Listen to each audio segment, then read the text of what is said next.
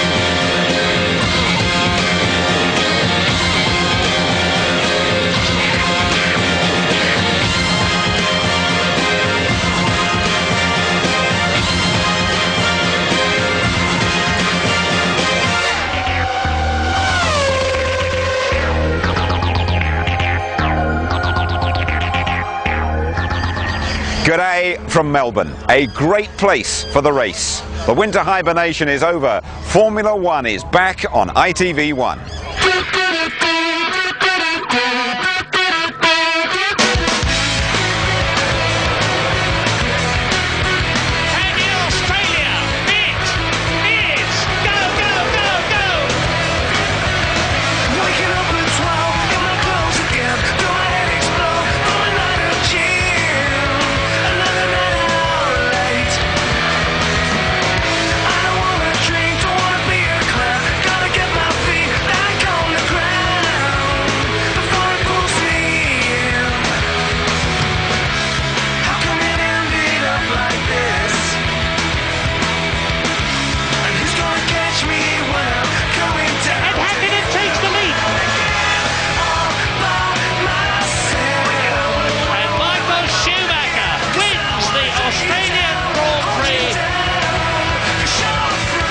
It's the street circuit round Albert Park for the first qualifying session of the season. We're into autumn here.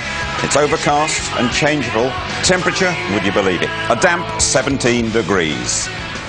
Hello there. Good morning to you. It is great to be back. First of all, very well done for getting up or staying up to join us. You are the true fans, and the action will be starting for you in just about half an hour's time. We've assembled a great team here on ITV1 to bring you the season. 5 continents we go to over the next 8 months, covering 17 races in all. Joining me in the studio, Tony Jardine and Mark Blundell. Now, Tony's expertise stretches to every corner of motorsport. Mark's 61 Grand Prix under his belt, still doing a bit as well, and tuned right into the driver's wavelength. Welcome to you both.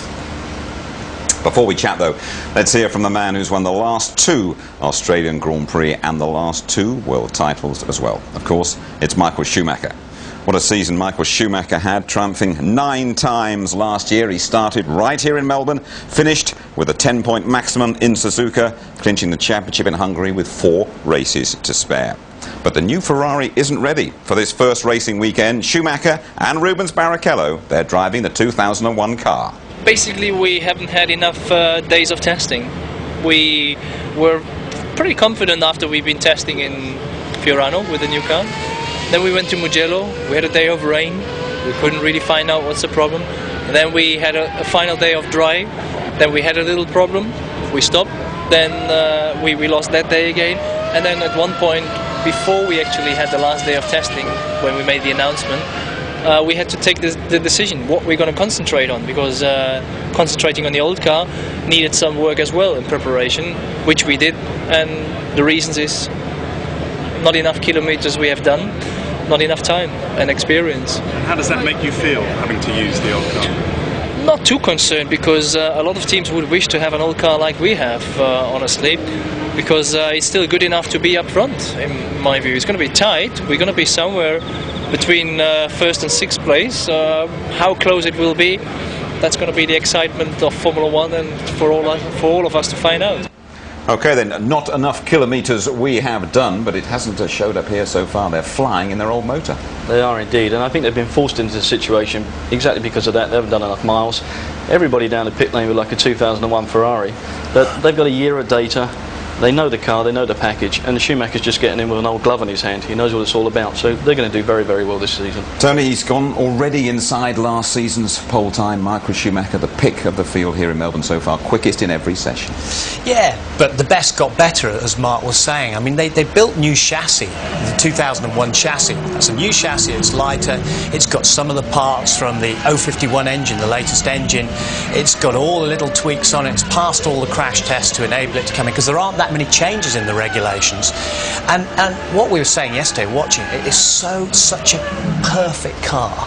So well balanced, it looks glorious, and it'll be tough. They're throwing a red blanket over the rest of the field. Sure. Let's have a word about his main challenges, shall we? About David Coulthard. Watched him on our preview programme last weekend. He said he can beat Michael Schumacher. He has to say that, doesn't he, I guess? Yeah, David for me is up for it in every way. I mean, he's done a lot of hard work in the off-season, and as a driver I think he can beat Michael Schumacher, but the question will be, can McLaren beat Ferrari? And at this point in time, that looks a tough call. Juan Pablo Montoya, this time last year, made his Formula 1 debut. He had a brilliant season for Williams, but what's that you were telling me coming up? He's had a few problems with his brakes today. Yeah, this morning came into the pits and the brakes were actually on fire, and Williams were complaining yesterday. Very, very heavy braking circuit, isn't it? So the brakes under huge pressure here. Yeah, I think a little bit of inexperience maybe on the behalf of Montoya, though. If you've got a brake issue, you don't come flying into the pit lane and like smoke your brakes and set them alight. You know that you need to back out. So perhaps he got a bit of Barbie, mate. No, there's something to pick him up on. Yeah, definitely not Barbie weather here today. Thanks both for the moment. Anyway, let's just give you, though, the full lineup for the new season, shall we? Watch out for changed liveries, fresh faces, and a new team as well. And there's a change in our ITV1 pit crew too. Ted Kravitz working alongside Louise Goodman. Well, she's been here since we started in '97. That's right, Jim. As usual, we are going to be taking you right to the very heart of the action, bringing you all the news, views and opinions live from the pit lane. And as you would expect, there is going to be plenty to talk about here at the first race in Melbourne. There have been no major changes to the rules and regulations this season, but we've got new drivers, new engines and new cars, apart from a couple with a bit of history and one careful owner. You wouldn't exactly call this Ferrari second-hand, but it is last year's model. The Italians race it in Melbourne because of its bulletproof reliability and guaranteed speed. Title favourite Michael Schumacher's eyeing his 5th World Championship, and he's partnered again by Brazilian Rubens Barrichello. 2002 promises to be the best chance yet for David Coulthard to step up into the spotlight and take his place at the McLaren helm. But new teammate Kimi Raikkonen will be doing his best to ensure that David doesn't have it all his own way. Williams start year 3 of their alliance with BMW, and Ralf Schumacher will be out to build on his 3 wins of last year. In his way is the hard-as-nails Colombian Juan Pablo Montoya, looking to take on anyone by the name of Schumacher. Were the sensation of 2001, but can the Swiss outfit repeat that success? This year Nick Heidfeld is joined by babyface Brazilian newcomer 20-year-old Felipe Massa. Jordan Honda welcomed Giancarlo Fisichella back to the team after his 4 years away at Benetton, and they pair him up with Japan's most promising driver ever, British Formula 3 hotshot Takuma Sato. There have been a few changes at BAR over the winter months. Not on the driver front, Jacques Villeneuve is once again partnered by seasoned French campaigner Olivier Panis. But there's a new boss running the show this season. The man now charged with pointing the team in the right direction is ex-Benetton boss Dave Richards. What was Benetton is now Renault F1. The French team has English boy wonder Jenson Button looking to up his game after a troubled 2001, and partnering him is Italian Jarno Trulli, who's fast but needs some big race finishes. Jaguar will be hoping to leap up the F1 ranks this year, but will the big cat have the claws? Eddie Irvine is now the oldest driver in Formula 1, whilst Pedro de la Rosa once again brings his calming influence to the team. Arrows are using exactly the same Cosworth engine as Jaguar this year, and Prost refugee Heinz-Harald Frentzen will hope it can power him back into the points. In the other seat is sponsors' favourite, Enrique Bonaldi. The little Mitchell Minardi team are still the Formula One minnows, but Alex Young has helped attract a valuable cash injection from Malaysian sponsors, and Australian debutant Mark Webber is hoping he'll be the man to give the team something to smile about. Giant Japanese car company Toyota joined Formula One for the first time and take their place at the end of the pit lane.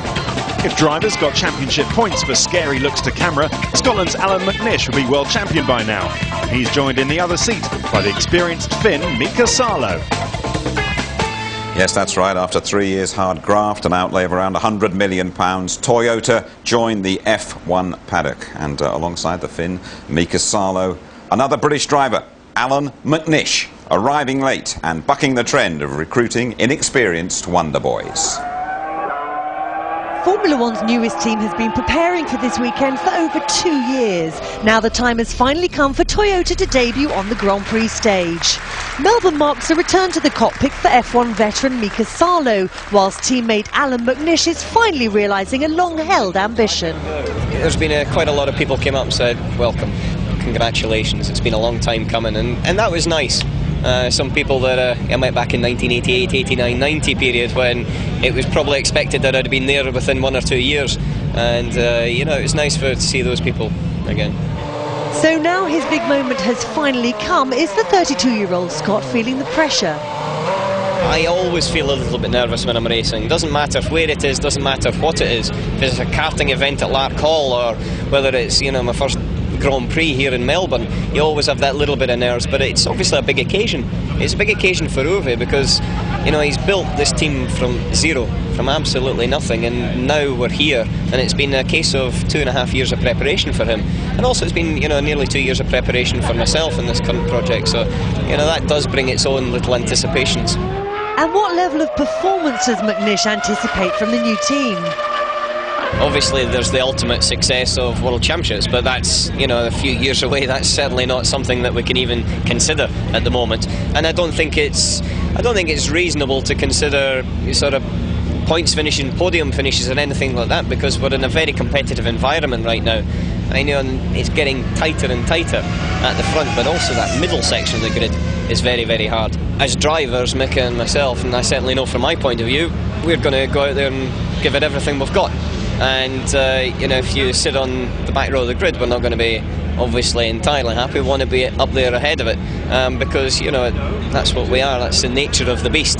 But you've got to understand as well that the car has got a certain sort of influence on that, as well as the team and experience and lots of many things. For example, it's my first time round here, but, you know, it's all got to be taken into account. I can't give you a definite, yes, I'll be happy with this, but I won't be happy with that right now. It just depends on some circumstances. Some of the most satisfying races I've ever had were not necessarily the best results, but maybe the best performance by a team. At Uwe, by the way, that Alan McNish mentioned there, Uwe Anderson, the Toyota boss. But Tony, how come it's taken Alan so long to arrive in Formula One? Well, see, he was saying there, he was actually a test driver for McLaren as young as 19. He was expected to make it, but he had a big crash in 1990 at Donington where sadly a spectator was killed. And although he won his next race, there were whispers around that he'd lost his nerve and so on. He went into relative obscurity. But fair play to him, he's worked really hard to get himself back. Went sports car racing, won Le Mans, tested lots, and he's made it back through sheer hard work and perseverance. Mark, what do you expect from Alan McNish? I expect a great deal from him. Don't underestimate Alan McNish. He has a lot of F1 miles under his belt in testing, and a lot of great race experience, a lot of sports car wins. He's going to do very well, but his main competition for this season will be Mika Salo. He has to beat that guy. What's the biggest transition from him? What's the biggest thing he's going to have to learn in Formula One? Doing things quickly, Mika Salo said, I think. Yeah, I think the pressure of F1, because it is an environment, it's like a pressure cooker environment. It winds up from Thursday all the way through to Sunday night. He's got to get used to that. He's been very laid back in his other racing. But he will do it, and I think he will impress a lot of people. Tony, as we've been saying, Michael Schumacher by far the quickest in all the practice sessions, but Sato, the highly rated Japanese driver, had a moment in the Jordan, didn't he, this morning? Yeah, I think it's a general handling problem that they've got with the Jordan, because teammate Fisichella had a big crash trying to get to grips with the car at Valencia earlier in the testing. And look at the damage there, the two right-hand corners gone. And he damaged his knees quite badly, so he couldn't drive for a couple of days. I don't know what you thought about the incident, Mark. I think for me watching that, he just picked up the inside curb, unloaded the wheels, spun him round, but definitely after that Fisichella also had a spin, so they've got a turning problem with that car. OK, we have to have a word with Eddie Jordan before the qualifying session starts about his problems with that Jordan this weekend. Well, talking about the Toyota team, as we were, they should have been the 12th team on the grid here, but they're not because Prost aren't here, having been declared bankrupt at the end of January. But the corpse is twitching. There could be a Prost on the grid in Malaysia in a couple of weeks' time. It'll be a controversial comeback. The French team had been in financial trouble for most of the year, and they went into receivership in November. A buyer was sought to take on the debts and to secure the jobs of some 220 factory employees who gathered outside the courts where Prost's fate was eventually decided. I'm obviously disappointed, but you know, I fight as much as I could, and I've done everything I could, but you know, when it's coming about money problem and so much money, it's something you can't do. It was very, very sad for everybody, and even like the supporters club, people from the supporters club all rallied round outside the factory, and you know, there was tears and everything else, and it's kind of unbelievable really that it could get in that situation. Alain Prost himself could have saved the team. Offers were made by ex-F1 driver Pedro Diniz, as well as other would-be team owners. But he turned them down, and the costs spiralled. The reason why we did not find anything is because the market for a team like us is almost impossible, because we have to pay for the engine, and we ask to the sponsors quite a lot of money, more or less the same money that big teams could ask, because we are paying the engine, so the budget must be high. We try to keep everybody together and encourage people to keep pushing on as hard as we possibly could, and we went as far as trying to make the new car with all the resources that was available to us. We got as far as building the chassis. It was just ready for machining, and you know, things was hopeful. We never wanted to give up hope, but like I said, we all tried to the last day. But here in Melbourne, it looks like there's one more twist in the tale. Prost's assets, but not their debts, have been bought by a group of unnamed investors. They're getting help from Arrows boss Tom Walkinshaw, but the two teams must remain independent. The deal has angered Minardi, and not just because they will lose out if Prost stay in. Arrows are not involved in it anyway whatsoever, so we've got enough to do focusing on our own team and our own cars and trying to do a good job with that. So my engineering company has been contracted by the people to go and give them engineering support for the massive task of getting the thing up and running in the shortest period of time. But whatever happens, they won't be attending the first race here in Australia. Which race would they come to? I think they're going to try for the next one in Malaysia, but for sure they'll be in Brazil. But you know, it just depends on how they get the work done. But you know, I think with someone buying the remnants of it and protecting the fact that then there's 12 teams, you know, it does underpin the value of all the rest of our teams in here. So you know, I think it's a good thing. I would go to the nth degree to make sure it didn't happen. I don't believe in law that it can happen. I don't believe in morality that it should happen, and I don't believe as a staunch supporter of Formula One and everything it stands for that it would be good for the sport for it to happen. So absolutely not. People playing games like this ought to just go away, because you know, it's sad enough that Prost have died. You don't need anybody trying to revive it, not in a way like this. There are a couple of team owners in this pit lane who aren't particularly happy about this development. Well, the one next door who bid for it as well and didn't get it probably isn't very happy. Yeah, I can understand that. One next door, Paul Stoddart, very angry and upset about it, saying, by the way, it's going to all end up in the courts. But Tony, just give us, if you could, an overview of the situation as you see it. Well, what Paul Stoddart is saying, effectively, that he believes a valuation has been given away on a team for relatively nothing. Bids went in for between 30 and 60 million, Paul Stoddart said, and he believes it went for something like about 3 million. So he said that devalues the pit lane by about 300 million, he says, and it shouldn't happen in Formula One. And as you said, he's going to go to court, but what do you say? Good. Okay, we'll wait and see. We've got another view on it now, actually, from David Richards, the team principal at British American Racing, who's welcome back to F1. Dave, first of all, nice to see you here. Hello, Jim. Yeah, what's your view of this little scrap going on with one or two of your rivals down the pit lane there? It's a bit of a subplot in the main game out here. I think the real activity's on the track, and we'll let them fight away and behind the scenes and let them get on with it. Okay, you talk about the activity on the track. I'm interested in your main driver, Jacques Villeneuve, who was upset when his buddy and the fellow who was in charge of the team before you, Craig Pollock, left. What's your relationship like with Jack? Jack's a great professional driver. He makes his emotions felt at times, and understandably so. Craig's a good pal of his, but he's come to the party very well. He's really driving well. Don't know him that well as yet, but we're sort of getting to know each other as we spend more time together. You're a great believer in getting to know your workforce, though. What have relationships been like between the pair of you as individuals? No, fine. We've sort of had some time together, came around the house for dinner recently, and we see each other quite a bit at the track, obviously. So no, today things are very positive, and he's in a good frame of mind, as am I. Good. Okay, well, you're cool about him. Let's just see what Jacques Villeneuve thinks about you. Happy with the management changes made at the team earlier on this year. What's your view on things now? I was very unhappy in the way it was done, but David Richards seems to be doing a good job, and we seem to get along, so that's a very good thing. How is your relationship with him? Oh, it's good. There's no problem. I've never been a very social person, and so I'm not gonna suddenly become very social. But there's mutual respect, and we both want the same thing out of this experience. So I think we're shooting for the same thing, which is fine. Absolutely fine then, David. And the two drivers, Jacques and Olivier Panis, have done pretty well for you this morning. No, they're feeling very confident. I think no one's got. Everyone's a little nervous the first time the cars turn a wheel in anger on the qualifying in the next 15 minutes' time. But no, a good start this morning, and balance of the car's good. But we look at the weather now, and you're not sure what it's going to deliver. Yeah, it's a big guessing game, isn't it? Your overview, though, and your hopes for your new team. I think you're saying, is it 2004 you're going to be winning by then? Well, no, I think we have to be realistic. There's still a lot of work to be done here, and it's a relatively young, very enthusiastic team of people who've come through quite a lot in the last few years.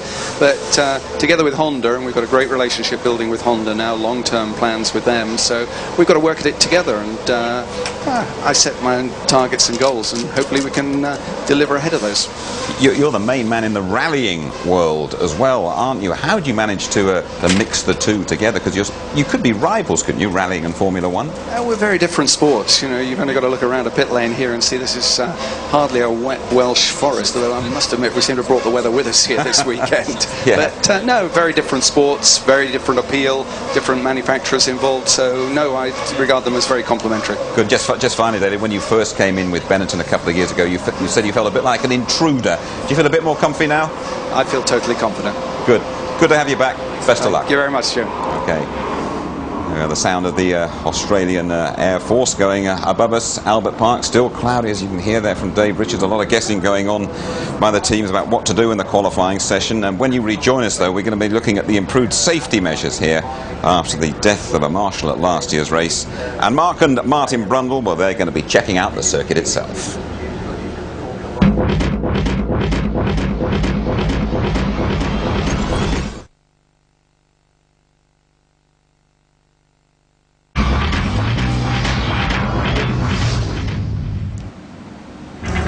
FAA 18s overhead from the Royal Australian Air Force. You are back with us in Melbourne, counting down to qualifying.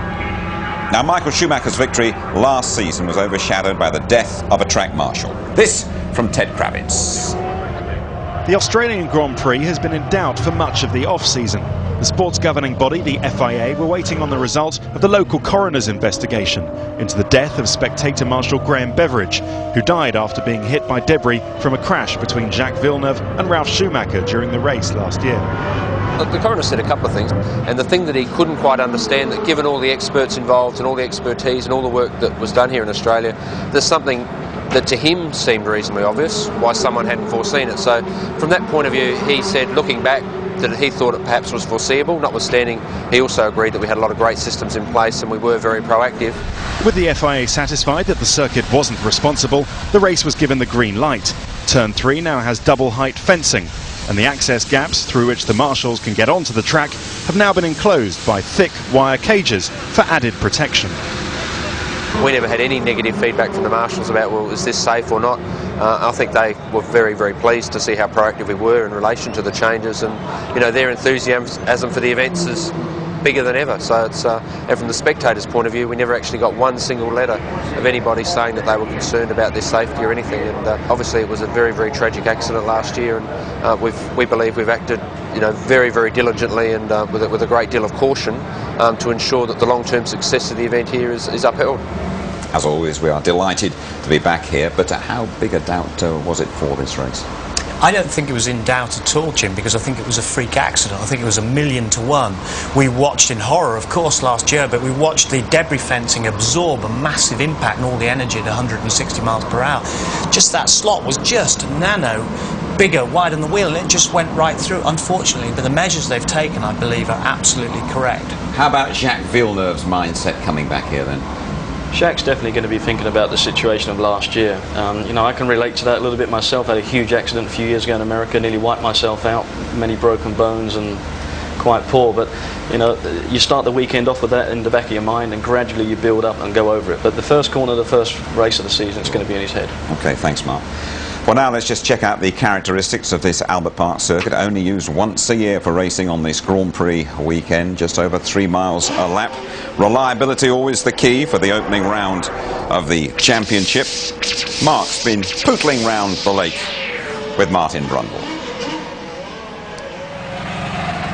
So Mark, Melbourne, Australia, what a wonderful place to start the 2002 Grand Prix season. Racing around the lake here in Albert Park. 3.3 miles, 5.3 kilometres, a very slippery racetrack and a difficult one to set up your Formula One car on. We're down at turn 3, scene of many incidents over the years, not least of course the tragic events of last year when a marshal was killed as Jacques Villeneuve's car flew through the air here. Ted Kravitz has already shown you what they've done to help the protection of the marshals and the fans by raising the catch fencing. But Mark, what's changed for the drivers down here? Nothing's changed for the drivers, Martin. This is basically the same deal for them as last year. The track's still the same, and this is a real tricky part of the racetrack. You're coming down there at 180 miles an hour, you've got that curve in the road, and no sooner than you know it, and you're bang into this second gear corner. Yes, and down to just 50 miles an hour. Very easy to lock a wheel on the way in here. The brakes have cooled down that long straight, and it's a little bit Mickey Mouse as you go into 4 on board with Montoya in the Williams. Listen to him eagerly trying to apply more than 850 horsepower. Turn 5 already, sweeping through and above 130 miles an hour. So here's another good one, turn 6, already doing 175 miles an hour, 5th gear.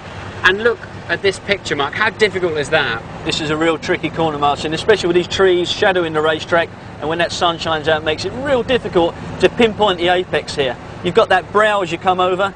A lot of guys try and overtake here, but 9 times out of 10 lock their brakes and carry straight on. Absolutely, just over that little crest it lightens the front of the car, but if you survive that, just 65 miles an hour on the apex, their second gear, but you sweep immediately into turn 7. And 8 is the right-hander. It's long, hugging around the wall there and up to 175 miles an hour. It's a bit ripply on the surface under braking. You must connect with that inside curve. Slippery on the exit. Montoya very aggressive on the throttle pedal. And if this is not exciting enough, back to the buggy. So turns 11 and 12. What a thrill it is to drive a Formula One car through here. Arrive at 185 miles an hour. And you're looking for this splodge of tarmac, a temporary curve. And I wonder if that gets put in the same place every year. You can barely see it at that speed, but come down a few gears, 125 through the first part, and immediately turn 12 coming towards you, still doing well over 125 miles an hour, but that's where the problems start. It's exactly where your problems start, because if your entry is not pinpoint accurate, you're going to be screwed up on the exit of the corner here. And you see it so often, guys on the grass, but surprisingly, they don't seem to lose too much time. Now you can get away with it here, as you can a few places on this racetrack, but why some of the teams don't like starting here in Melbourne is car setup is absolutely crucial, and if you don't have the right setup around here, you're nowhere. Let's have a chat now to a man who is hoping to be somewhere despite a few problems with Sato and his car this morning. And it's Eddie Jordan, team boss of Jordan, and he is with Louise. That's right, Jim. In fact, these screens behind me are hiding what's left of Sato's car. He did a fairly comprehensive job this morning, didn't he? For a first shunt, he did a really major one. It's pretty second-hand at this moment, and we're obviously going to run him in the T-car now, which hopefully will be okay. Was it a driver error?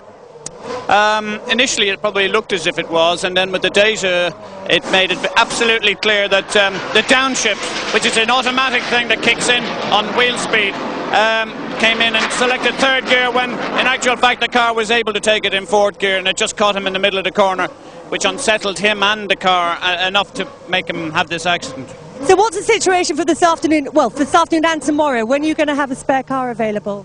The car should be finished by tonight. There's a bit of chassis work to do on it. There's a lot of pickup points with suspension. It's pretty critical, and you wouldn't want to let anyone out in the car until it's absolutely correct.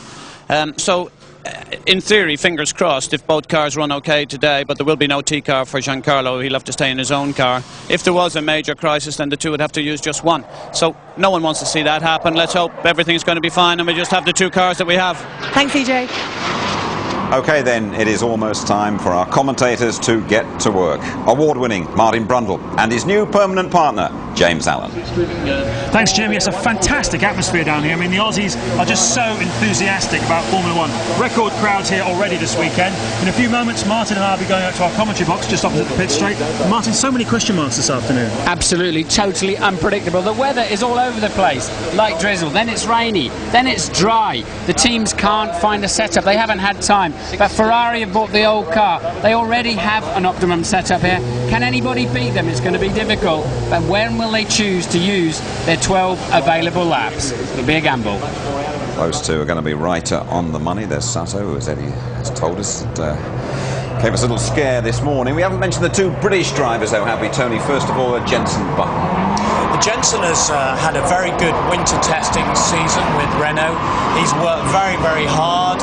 He's excluded a lot of things from his life, he says, and he's made up with Flavio Briatore, which is very important. He's focused. And he needs a good season. It was really, really disappointing last year for him. Yeah, he does. It was a very, very difficult car and for him, but he's got the continuity of going into a second year with Renault. Eddie Irvine, Mark Rundle. Eddie Irvine.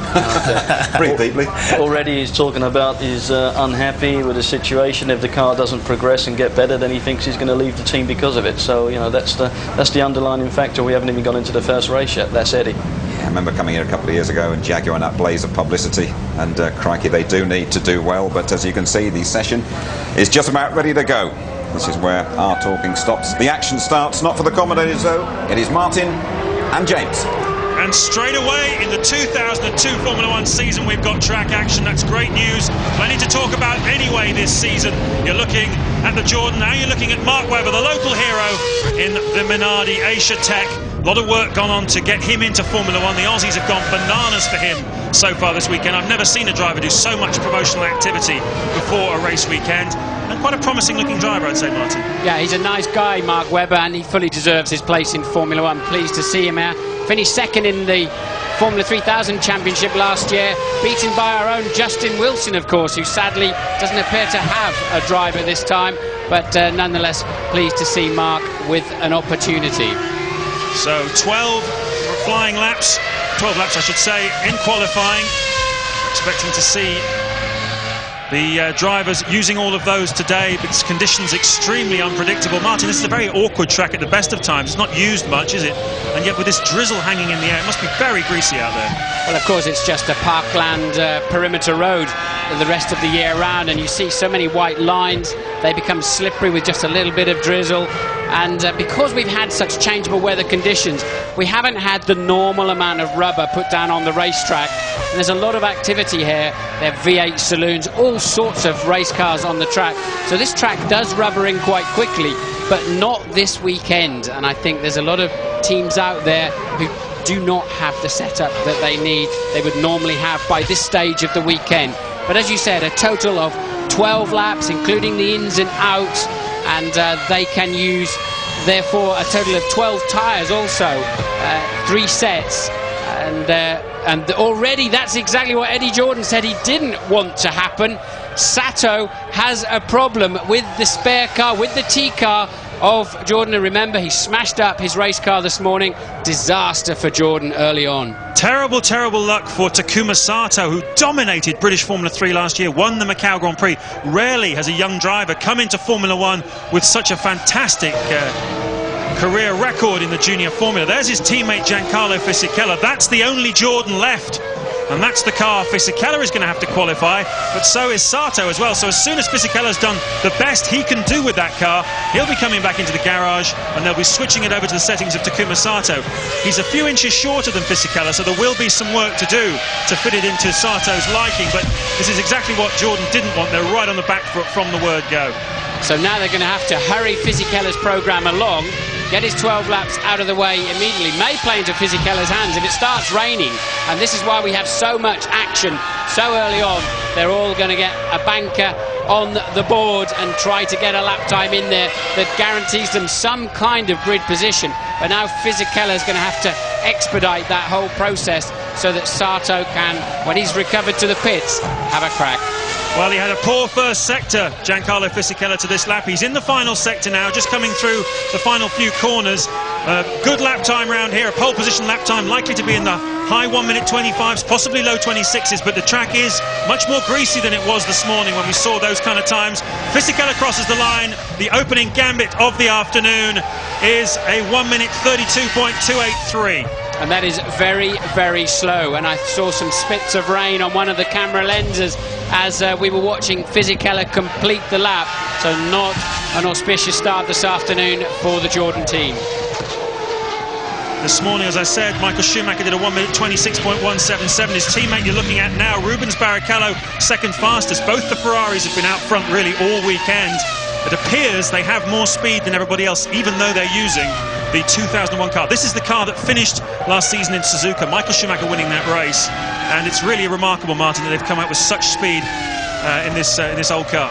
Michael Schumacher on with a chance of a hat-trick of wins here this weekend, and certainly he was on pole position, of course, last year. Barrichello's been just a nip and a tuck behind him through free practice, and of course this inclement weather has totally played into the hands of Ferrari. They have a car they know so well. They did not need the track time, and also I think the cold conditions are holding back the Michelin runners, so it's looking a bit of a shoe-in for Ferrari. And Barrichello then straight down to a 1:27.0 despite a slight amount of rain on the track. Michael Schumacher running wide there as he builds up speed. Red flag is out. Somebody is off. Yeah, we've got someone crashed outside on the circuit. We'll find out who it is in a moment, but first of all, Ted Kravitz has news for us. Oh, I can tell you, down at Jordan, they really wanted a bit of Irish luck at this session, but instead they just got Murphy's Law. Eddie Jordan won't come off the pit lane, the pit wall rather. He's just sitting there with his hands crossed and shaking his head.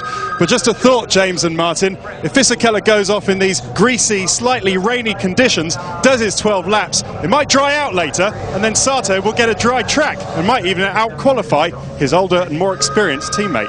Well, we've got the answer of why we've got a red flag, an incident between one of the two BAR cars and David Coulthard, which appears to have left Coulthard's car stranded out on the circuit. We've already got the car of Takuma Sato, which he left out on the track as well, and the race organised quite sensibly deciding to just get those cars out of the way. Yes, I saw on the diamond screen outside our commentary box window here, Coulthard spinning off, but there clearly Coulthard is back. He has recovered the car back to the pit lane. They do have an anti-stall facility. The computer pulls in the clutch to make sure the engine keeps running in the event of a spin. So seems as if DC was able to keep the engine running, reselect first gear and bring it back. But we haven't had a replay yet. But we think he basically was on a hot lap and came across a slower car. Yes, one of the two BAR cars, we believe, possibly Jacques Villeneuve, who was out on track at the same time, though we've been seeing the times tumbling. Barrichello currently fastest from Raikkonen. Now, of course, in the McLaren team. Massa third for Sauber on his debut in Formula 1. Mark Webber is fourth at the moment, Fisichella in fifth place. So while the track is cleared, we look at the top five, as I say, Barrichello, Raikkonen, Massa, Webber and Fisichella.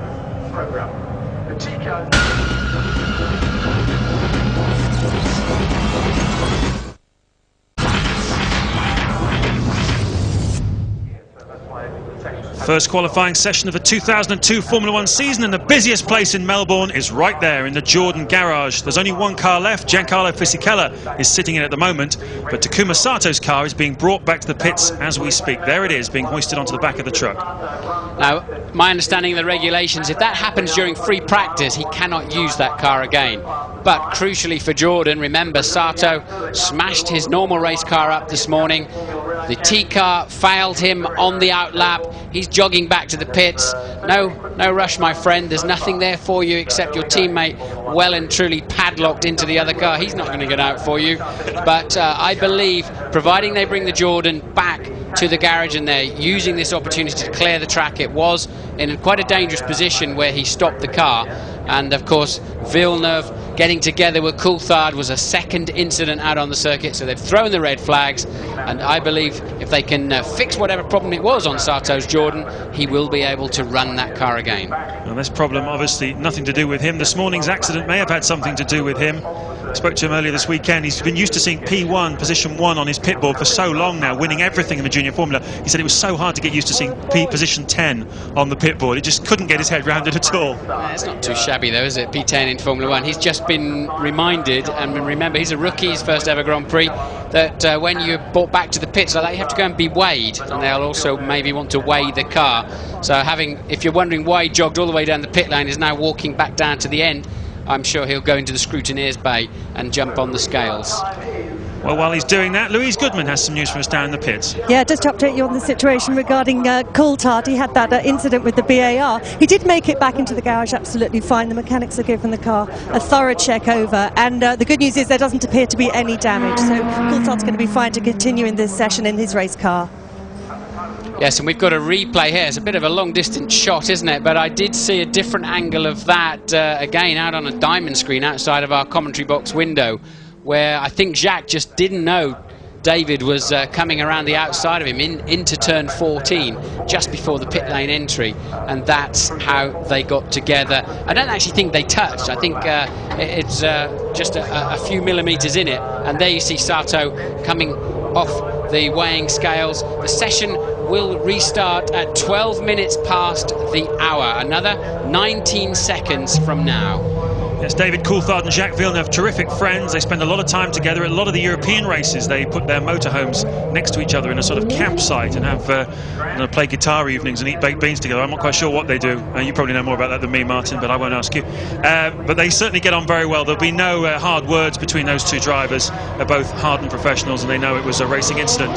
So, out from the garage, Trulli and Button in the two Renaults. Very hard to tell those two apart. Their helmets are almost identical. And our first look of the 2002 season at Juan Montoya, who many people are tipping, Martin, to be the main challenger this year, along with David Coulthard. The main challenger certainly from the Williams team to Michael Schumacher's crown. Do you see it that way?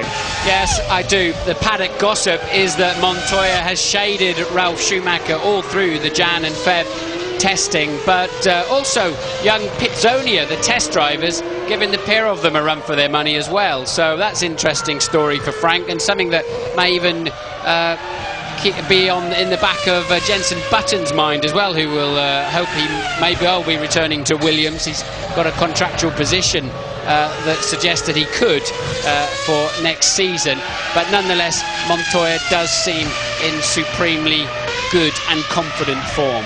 It's just what a team owner wants, isn't it? To have all his drivers on their toes, all pushing each other as hard as they possibly can be. Frank Williams said this was a critical year for Ralf Schumacher. Ralf said, I don't see it that way. Montoya isn't saying much, really. He's just getting on with business in his usual calm, blasé fashion, and driving very well indeed. Finished last season so splendidly with those 3 pole positions, second place in Suzuka, and the dramatic win at the Italian Grand Prix in Monza, and looking to pick up where he left off in 2002. Well, we've got a light breeze, 0.9 of a metre per second. The pressure's been consistent for hours. This weather, really, it's too difficult to call. Who knows? But at the moment, it's staying slightly brighter, and it looks dry. Otherwise, I think we could have a real topsy-turvy grid this afternoon, James. Well, you've driven in 158 Grand Prix. You've been through a lot of sessions like this where you're not quite sure, is it going to rain? What do you do? Get a few bankers in early on, or rely on your weatherman, or rely on your instinct? What do you do? It's your instinct to a certain extent, and you can look a hero or you can be an absolute zero, and it's luck of the draw by and large. traffic as Montoya's now going to get, you know, would this be his only dry lap of the afternoon? That kind of thing you can't really call, you know, you just have to leave the pit lane.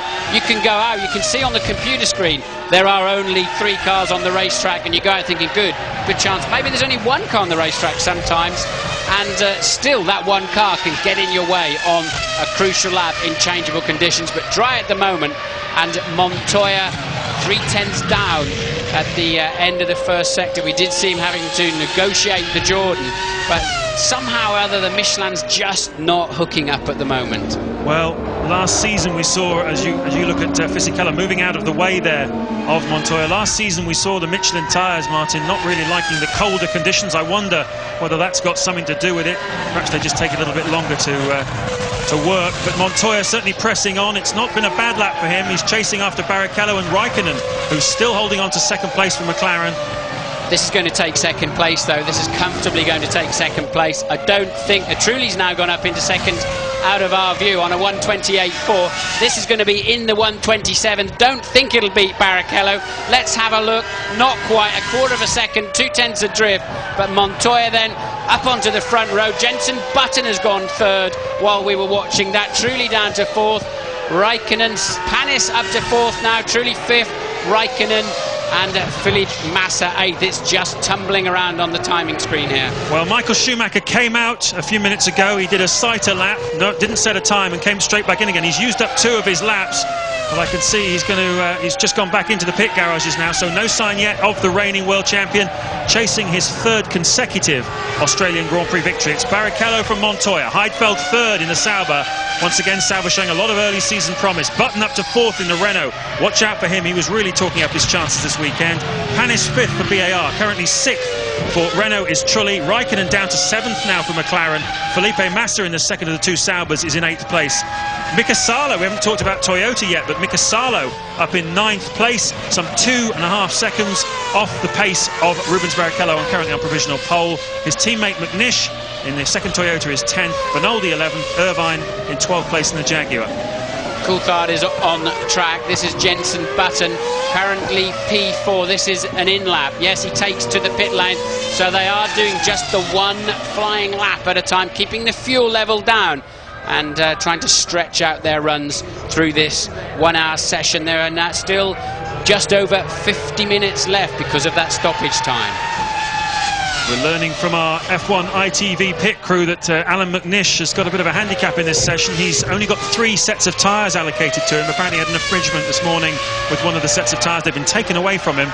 So a bit of a headache for McNish, but at the moment in 13th place, and the world champion is on the track. We're watching, though, Giancarlo Fisichella currently in 3rd place. He's just done the lap time of 1:27.869. That's 1.8 seconds off Barrichello in pole. And Fisichella pressing on, obviously wanting to get these laps done so that Sato can jump into this car and get some laps himself. Well, that'll cheer Eddie Jordan up a little bit, won't it? 3 cars in the 1:27s now. 1:26.8 is the all-time fastest lap around here for Michael Schumacher's comfortable pole in last year's Grand Prix. But we're expecting times well into the low 1:26s, depending on weather, of course, and probably even a 25. 1:25 for a new and what would be a sensational lap time. Coulthard, fastest man in Sector 1. We're not watching him. We're watching Fisichella in the Jordan, and he too is on a slowing down lap. Please, can we cut to Coulthard? He is absolutely on it, and Ralf Schumacher has now gone even faster in Sector 1. We're looking at the wrong car, gentlemen. We need to see Coulthard and Schumacher. Yeah, it's not just gone fast, he's gone faster than anybody went this morning, so the track is obviously coming in nicely now. Coulthard and Ralf Schumacher trading faster sector times. Here is David Coulthard, certainly very confident going into this Grand Prix. A fantastic winter, lots of testing. I've never seen him looking so fit. He unbelievably fit. And he certainly fancies his chances here. He's attacking throughout the weekend. A few problems yesterday for the Scotsman. What's he done on this first lap? Well, this could be very, very close for pole position with Barrichello. He might just steal it. Indeed he does, with a great final sector, a 1:26.446, but Ralf is coming up close behind, and he is going to take it straight away. Well, we've seen some speed from Williams so far this weekend, but we haven't seen that kind of speed. 1 minute 26.279, that's right in pole position territory. Michael Schumacher is out on circuit as well at the moment, but he's not doing any kind of lap times. He's currently down in 21st place with a 1 minute 39.5 as his best, so quite what he's doing out there, I don't know, but he's used up a third of his laps. Here he is, though, and this is not a particularly exciting first sector by Michael. He's 0.4 of a second down on his brother as he goes through the second sector, that long left-hander, turn 11 into turn 12.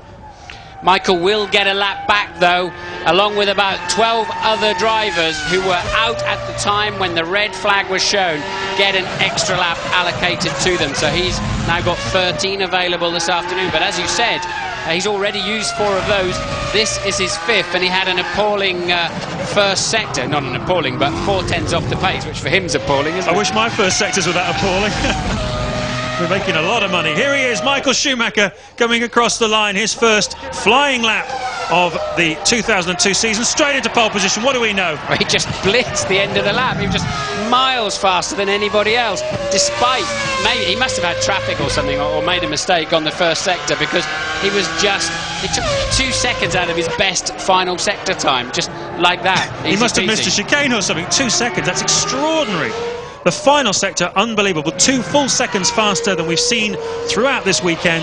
And Michael Schumacher, well, that's thrown the gauntlet down, hasn't it? He's on pole position provisionally now with 46 minutes left of this session from his brother Ralph in second place, some 0.4 of a second behind. David Coulthard is third, Rubens Barrichello fourth, Kimi Raikkonen keeping his hand in there in 5th place ahead of Juan Montoya. Fisichella making Eddie Jordan smile in 7th place. And Felipe Massa hanging on there ahead of his teammate, more experienced teammate, Nick Heidfeld. And Peter Sauber certainly talking about Massa in terms of him being another Raikkonen, another fantastic discovery. And judging by his performance so far, we wouldn't disagree with him. Here's Rubens Barrichello, though, 0.3 down, up on his own teammate, going even faster. I think we're heading for an all red front row here this afternoon, no doubt about it. But will it be Williams or McLaren as the challengers for tomorrow afternoon's race? Barrichello absolutely on it. I think the track's a little bit drier than when he first set a 1:27.0 to take provisional pole at that time. Down in 4th, he's still just under a 1/4 of a second ahead of Michael Schumacher's sensational fastest ever lap of 1:25.8. So we really are seeing some great lap times this afternoon. Tremendous confidence. Watch Barrichello just launch the car in the corner. Got a very aggressive style on the steering wheel, more so than just about everybody else. But he doesn't have to make any corrections. That car is working absolutely beautifully, and he may just have a 1/10 or 2 in hand on Michael as he goes over the line. And it's less than a 1/10, but it's enough right now. Well, it was surprising because Schumacher's final sector was so stunning, and you could see that Barrichello was good, but the margin very small indeed. Remind you that this is the last year's Ferrari, the 2001 car. It's almost exactly the same as the car which finished the season at Suzuka. Michael Schumacher winning that race and getting pole by some margin. And it seems as though the rest of the teams with their new cars haven't yet been able to match the pace that Ferrari showed at the end of last year, let alone we haven't even seen the new Ferrari yet, which I'm told, I dread to say this, is over a second a lap faster than the old one, but a bit unreliable. They haven't been able to do all that much running with it so far, and that's why they've not brought it to Melbourne. We're looking though at the Renault, our first sight of Jarno Trulli, teammate to Jenson Button. Trulli making the jump from Jordan over to the Renault team, currently lying in 7th place, Martin. Yeah, this car looks pretty handy, doesn't it? You have to say, they're really moving along nicely. They're not going to challenge the top 3 teams this weekend, but they do look well positioned, you have to say, to certainly be the best of the rest, along with Sauber, really, for absolute speed. But the might of Renault, we've seen what they've been able to achieve in previous seasons, previous decades in Formula 1, and that's looking handy. Yes, they won 15 races as Renault back in the 1980s, and plenty in the back of Williams and Benetton chassis during the 1990s. Coming back now to seek the glory again for themselves, and Jarno Trulli and Jenson Button been chosen as the 2 drivers to get them started. Trulli just coming through turn 13 then, working through 14 and 15 at the end of this lap. And what's it going to be? Where's it going to put him? Somewhere, he's certainly in the top 7, that's no doubt about that. It's an in-lap. Renault, of course, 6 times world champion, with once with Benetton and 5 times with Williams. So that's the kind of form that they've had in Formula 1. 1.2 seconds down at the first intermediate point behind Rubens Barrichello. So 43 minutes to go, and we take a look at Mika Salo in the Toyota, currently lying in 14th place, some 3 and a bit seconds behind current pole position man Rubens Barrichello. And Toyota really have put an enormous effort in to this Formula 1 project. Probably no one knows more about Toyota's racing program than you, Martin. You raced for them at Le Mans. You've seen the way they've built up this team over the years. Now they've transferred it to Formula 1. They've got to win, haven't they, sooner or later, the amount of resources they've got. They certainly know. I mean, the rallying program that they used to have based at Cologne, and the logistics of something like the Safari Rally actually put something like Formula 1 in the shade in terms of getting personnel and equipment around the world. Formula 1 is a tough environment, and it's brave of them to go with a chassis and an engine, no doubt about that. Only Ferrari do the same thing. So a big commitment there for Toyota, but a mountain to climb. Talking to one or two of the Japanese journalists, they were moaning that this team isn't Japanese enough. It's all Germans, Italians, British. There's hardly any Japanese people in it at all. Only the engine builders, in fact, are Japanese. But, well, the car seems to be going well so far. And there's nothing wrong with that engine either. 307 kilometres an hour down the straightaway, and that's one of the fastest straight line speeds we've seen so far this weekend. So plenty of power from Toyota, and plenty of time for them to get this chassis right as well. Norbert Kryer, the engine designer, doesn't sound too Japanese to me. He's a German guy that used to build my engines at Zaxby back in 1987, those 4-cylinder turbocharged things that used to blow up on a fairly regular basis, but he's moved on a long way since then. I think it's just beginning to spit a little bit more heavily with rain. People looking a touch cautious out there. Yes, looking out of the commentary box window, I can see actually now clearly rain falling, so I think we may well be having a period now of consolidation. All the drivers out there seem to be just taking it easy. You're looking at Jacques Villeneuve there. He's certainly taking it easy, not wanting to throw the cars into the barriers unnecessarily. We've got just over 40 minutes of this session still to go.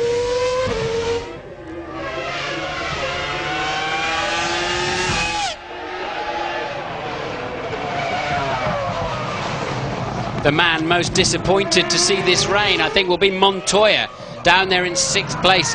He missed really the sweetest action on the track, and this is Alan McNish braking too late for turn 3, out braking himself in that instance, and I think that's really just a sign of how damp the track is becoming. McNish down there in 16th place. 21 Sato is not in the race at the moment. Alex Young has just qualified in 21st place by 3/10 in the 107% rule, but Sato, they have not got him out again. Can't find a car that will run, so Sato is not in this race for Jordan at this moment. But down in the pit lane is Ted Kravitz. I don't know how they do it, James, but we've seen it time after time. Ferrari have picked exactly the right window in this changeable weather to go out and do their laps. It was raining, then it stopped, it warmed up a bit, you could feel it on your skin, and now it started again, and right in the middle of it, what do you know, Schumacher and Barrichello go 1-2. Just while we've got this slight lull, it is worth remembering exactly how different this car that they brought to the race is from the one that won the race in Suzuka. On the outside you won't see much because aerodynamically it is very similar, but underneath they've got very different engine management systems, engine mapping systems, and anything that they can get from the new engine, the 2002 engine, they bunged on this engine that they're racing here. Yeah, I suspect it's a slightly more than bunged on. It looks like it's very well bolted on, because we've seen no mechanical problems from them at all. And as they were developing the new car, actually, surprisingly, they've done very little running with this 2001 car. And traditionally here in Melbourne, it's a tough race for reliability. Often there's been 11, 9, 8 finishes here.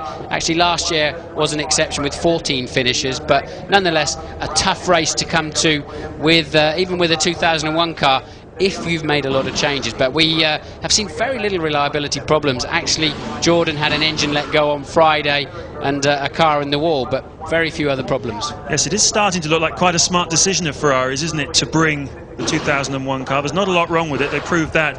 As Ted was saying, quite a few components of the engine are different from last year. They're the 2002 model, but chassis-wise, it's almost exactly the same. Although I'm told that they did run some the front wing from the new car yesterday, and it didn't work, didn't give them anything more. So they've gone back to the 2001 front wing. But most of the drivers now, in fact all the drivers, back in the garages. A little pause, and we just reflect that the fact that Rubens Barrichello has got himself ahead in that little window of good weather of his teammate Michael Schumacher. And if it continues to rain, that's great news for Rubens Barrichello, who, Martin, let's remind ourselves, has been saying throughout the winter, everybody else has been telling him to forget trying to beat Michael Schumacher because you're never going to do it. But Rubens is sticking to his guns, isn't he? Yeah, you've got to admire Rubens. He says, I'm not going to give in and say I'm number 2. I'm not going to do an Eddie Irvine, to use his words, and accept that position. Most people in the paddock are thinking, get real, Rubens, you know, just face reality. But actually, you've got to admire him. He will not give up, and he's driving beautifully, no doubt about it. But will he ever really match Michael lap for lap, corner for corner, in a full Grand Prix distance? Because that's where Michael is so special. Well, the Australians have certainly had some fun and games at the Winter Olympics, certainly skating around on the ice, and Mark Webber here in Melbourne trying to emulate them with a few spins and turns. But at the moment, with 36 minutes of this session still to go, we have Rubens Barrichello on provisional pole ahead of Michael Schumacher, Ralf Schumacher 3rd, Coulthard is 4th, Kimi Räikkönen still in 5th place, and Juan Montoya is 6th.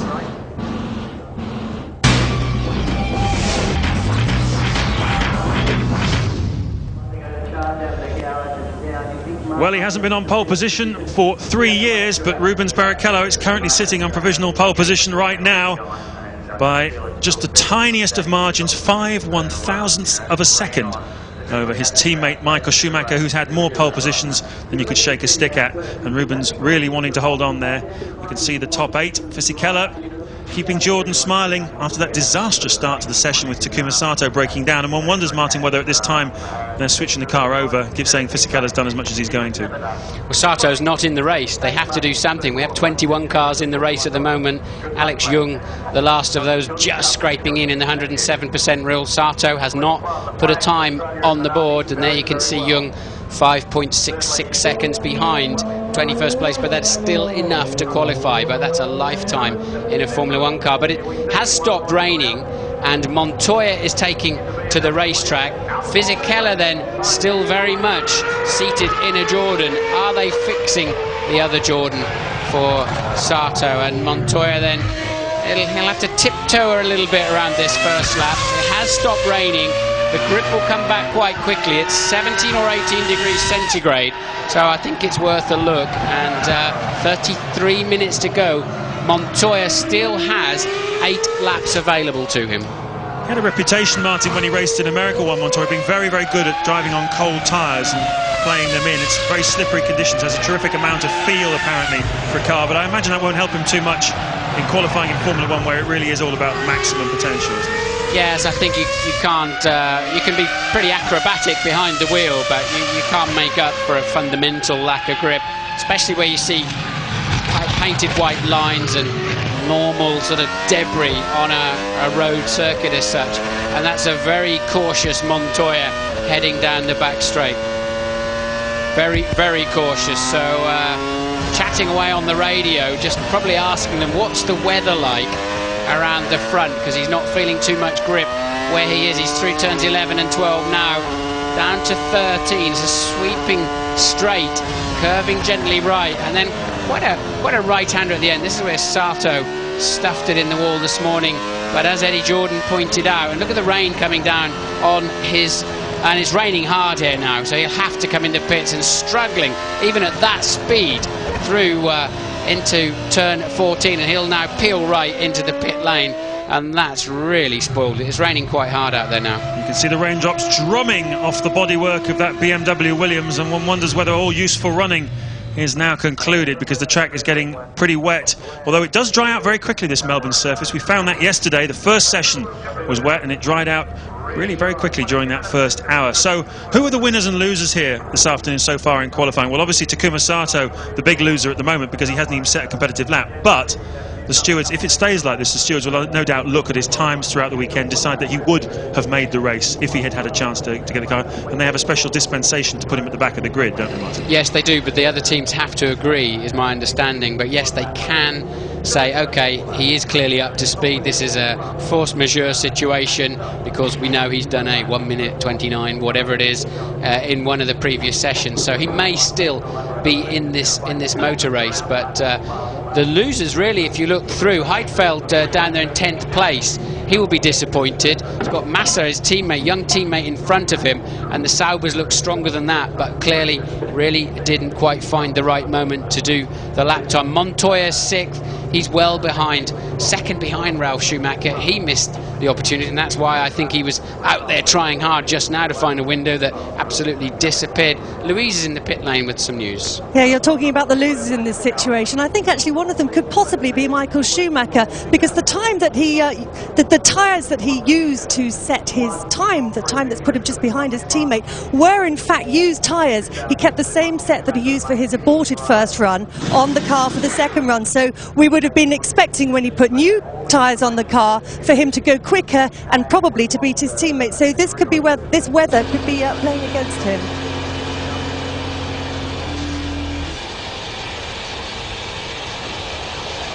Yes, we know that Michael Schumacher's got at least 0.4 of a second in his pocket. He had a poor first sector when he did his 1:25.848, and significantly slower than the key players around him. So either traffic or he made a mistake. So we know that should it dry out, Michael clearly does have plenty of time and an opportunity to be back on pole position. But it's misting quite hard. You can't really say it's raining, James, can you? It's just like a drizzle or whatever, but clearly making the track pretty. So you want to go out there? I'll stay here in a nice and dry. But it's sort of floating. It looks like sort of junior snow, doesn't it? Junior snow. It's a bit like being with the sea, actually. It's that sort of that very light stuff that comes off the top of waves. We are very close to the sea here in Melbourne. The beautiful beach down at Geelong, and well, people not too worried, obviously, by the rain that they see. A few umbrellas up. These Aussies really are sensationally enthusiastic about Formula One.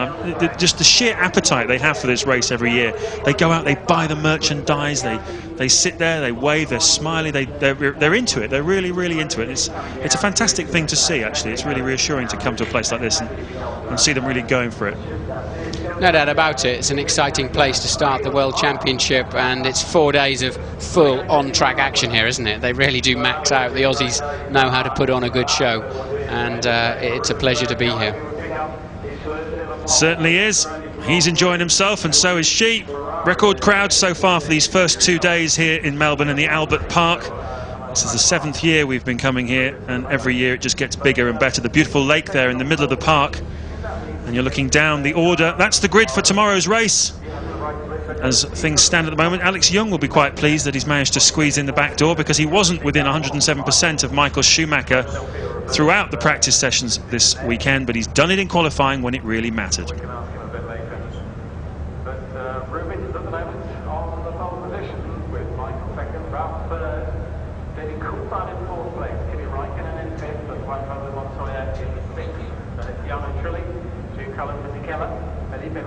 Doing a great job ahead of his teammate Nick Heidfeld. 27 minutes of this qualifying session left then, and well, I wonder whether we shouldn't have a display of Aussie lifeguards going out there or something. There's so much water coming down there. All the cars safely away in the garage. Let's have a quick look then, Martin, through the grid. Barrichello ahead of Michael Schumacher. That's tremendous news for Rubens, and also for all of us as well. It'll be a real spectacle to see those two going off at it as we look at Mika Salo in the Toyota pits, talking to Humphrey Corbett there, race engineer who used to engineer Eddie Irvine last year at Jaguar and has moved on. Ovi Anderson, the team principal, over on the right-hand side there. Ralf Schumacher is third, David Coulthard fourth, Kimi Räikkönen is fifth, so David will be relieved to find himself in the first session of the year ahead of his teammate. Giancarlo Fisichella here, padlocked it seems into his race car. Doesn't he look like Senna? It really struck me. Look at that. He looks so much like Senna sitting there. But, sorry, that was an aside. It just really struck me as I saw that picture. But, yeah, Raikkonen, he's done a sensible job this weekend. Nothing too lightning, but I think he's been sensible. He's been off the road a couple of times, bouncing across the grass, but so have most people, no doubt about it. But he's ahead of Montoya, which will please him. Well, I bet he hopes he could drive like Senna as well. He's certainly one of the quicker drivers in Formula One. Never seems to find himself in the right place at the right time, team-wise. Moving to Jordan from Renault, just as they're hitting the front again. Not a great move for Fisichella, but Jordan are a strong team. I'm sure they'll be able to give him a decent car. And he seems happy enough. This is another look at the Sato accident there, Martin. This is this morning, of course. This is not during qualifying. And Eddie Jordan told us that with the automatic box, just plucked another gear down into third and caught both Sato and the Jordan out, and it's raining more heavily outside. I've got a sneaky feeling we've seen most of the action this afternoon. It needs to rain more now, so we actually see some wet running. Indeed, absolutely. But Ted is down there with Takuma Sato's manager, Andrew Gilbert-Scott. James, just to tied up at the moment, I can tell you now that Takuma Sato is not going to get a run. He is not going to qualify automatically by rights for this race. The reason behind that is that now it would take far too long to convert Giancarlo Fisichella's car not only to Taku's settings but also to wet settings as well. So he's not going to get out of this garage and into this session. Now with me, of course, as you said, is Andrew Gilbert-Scott, Takuma Sato's manager. Andrew, how's he going to take this? Well, fine. I mean, you know, it's all part of the learning curve, really. I mean, obviously, he's had similar situations in Formula 3, but without nearly so much pressure and excitement and following from the Japanese audience as well as everybody else. But he's fine, you know, he just wants to get on and do the job. But unfortunately, the car seating position is actually very different. And with the sort of rush preparation that we've needed, it just hasn't been possible to really get him in so he can drive the car. Poor guy, he's going to be gutted, isn't he? First Grand Prix and he's not even going to qualify, not even going to be able to show what he can do. Well, we're hopeful. From what I understand, you know, he should be on the grid tomorrow because the performance he did obviously was well quick this morning, so that should be all right. But obviously that'll be, again, from what I understand, down to the stewards. But I think, and I expect him to be in there tomorrow, so it could all change. But you know, it's all part of the learning curve. Like I say, there's no point actually getting too excited about it. There's nothing he can do. It's not his fault. Yeah, this morning we had a problem with one of the cars. It was with the auto shift, and it obviously caused the accident. So that was one car, and obviously now the second one with the problem. That's just it, really. And in case it does rain tomorrow, what's he like driving in the wet? Oh, very good. Probably that'd be great. That's what we need. Okay, thanks very much. Yeah, all the Japanese drivers are very strong in the rain because they have so much torrential rain in Japan for their national championships where they cut their teeth. Sato, I wouldn't say he was well quick. He did a 1:30.5, which would currently put him in 21st place, but certainly would qualify him in the 107% rule anyway. And Louise is with Nick Heidfeld. I am indeed, Nick, lying 10th at the moment. Nick, I guess you would have liked to be a bit higher up than that. Yeah, sure. I hope for that, and I also thought that I could manage that. We were a bit unlucky today. First outing was quite okay, then lap time started to improve. Second time I was out, it was just too wet already, but that happens. How tricky is it to catch the right weather window here? I mean, as you saw, it was very difficult. Nearly nobody managed to do so. Our weather forecast was for some light showers, but that the circuit would dry out again, but obviously that doesn't look like it for the moment. Thanks, Nick. Yes, I think we are now going to see them changing to wet setting and just doing a few more laps. Fisichella's done 10 laps, so no point in him going out again.